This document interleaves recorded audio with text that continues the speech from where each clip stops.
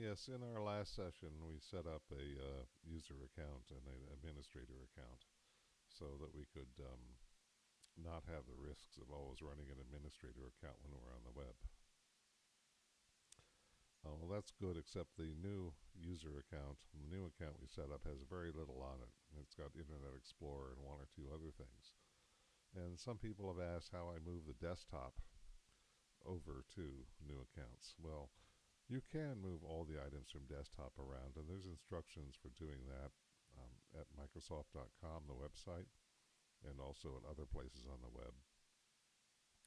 But if you're like most people, you have your primary account, which is now administrator, and the new user account, which in the last session we set up as Joanna. And there's a much simpler answer, which is Joanna, which has nothing much more than a browser on it, is just fine for the administrator account. Administrator accounts don't really have to do much. They have to download some software sometimes, and they have to answer a few Microsoft questions for installing the software. And so the simple answer is we go back in the control panel. Here's a bug here. Microsoft going to complain, and it's just peculiar to this system. It won't happen on yours.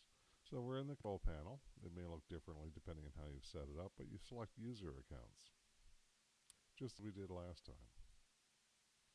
And in user accounts, we have our two accounts. Joanna is computer administrator, and Grendel, the one with all the icons and all our work environment, is computer administrator.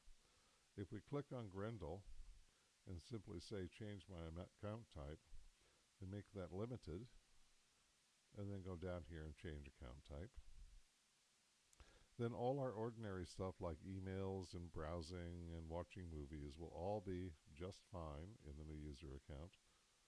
And if we really need to do administrative tasks, we log on to Joanna. We can close everything up and we're done, and we could restart the computer and log into the account that has our ordinary desktop on it, which is Grendel, and it will now be a user account.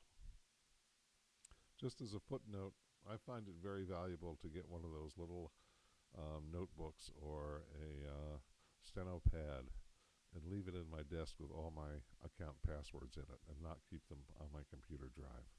You might find that's a good idea, particularly when you're playing around with changing account passwords.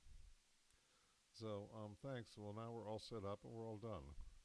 And time to turn off the computer, restart.